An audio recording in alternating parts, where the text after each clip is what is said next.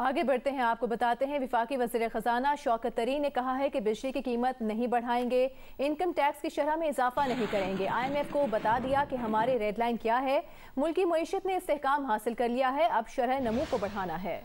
اقتصادی سروے پیش کرتے ہوئے شوکت طرین نے کہا کہ عالمی کریڈٹ ریٹنگ ایجنسیز نے معاشی استحکام پر مہر لگا دی ہے۔ اب ہمارا ہدف معاشی ترقی کا حصول اور اس کے ثمرات عوام تک پہنچانا ہے۔ موجودہ مالی سال کے اقتصادی سروے میں کیا کچھ ہے بتا رہے ہیں اشرف ملخم۔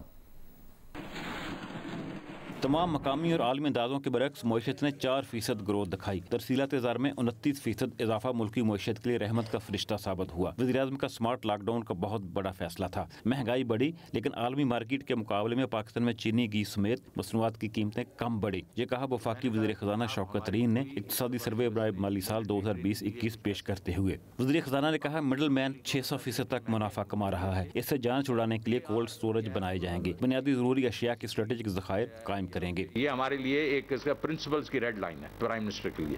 غریب کے اوپر اور بوجھ نہیں ڈالیں گے اور سیلریڈ کلاس پہ اور بوجھ نہیں ڈالیں گے۔ میں غریب آدمی پہ اس وقت جو ہے وہ ٹیرف انکریز نہیں کر سکتا ہوں، اور نہ ہی میں یہ جو بندہ ایک انکم ٹیکس ابھی دے رہا ہے اس کے اوپر اور انکم ٹیکس لگا سکتا ہوں۔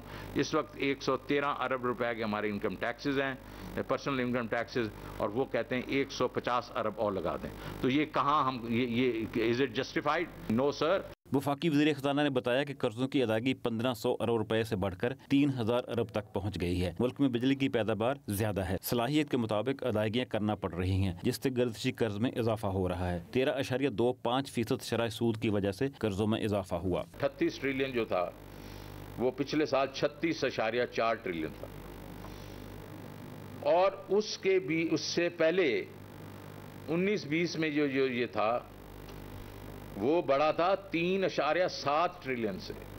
سو اس دفعہ کی جو گروتھ ہے وہ پچھلے سال کی گروتھ سے آدھی ہے، آدھی سے بھی کم ہے۔ وفاقی وزیر خزانہ نے کہا IT سیکٹر کی گروتھ کا ہدف 40 سے 100% ہے۔ پاکستان میں موبائل فون استعمال کرنے والوں کی تعداد 18 کروڑ 20 لاکھ تک پہنچ گئی ہے۔ اگلے 6 سے 8 سال تک GDP کی 5 سے 8% مسلسل گروتھ سے ہی 20 لاکھ افراد کو سالانہ روزگار مل سکے گا۔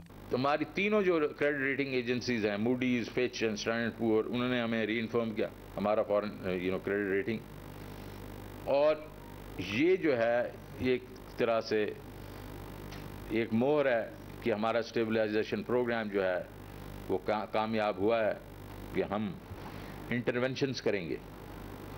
اور اس دفعہ یہ بہت بڑی جو سٹوری ہوگی وہ یہ ہوگی کہ ہم نے غریب کا خیال رکھنا ہے۔ وفاقی وزیر خزانہ کا کہنا تھا کہ حکومتی اداروں کی نجکاری کے لیے ایماندار ماہرین پر مشتمل بورڈ بنائیں گے اور ان اداروں کو تنظیم نو کے بعد فروخت کریں گے۔ اشرف ملخم، جیو نیوز، اسلام آباد۔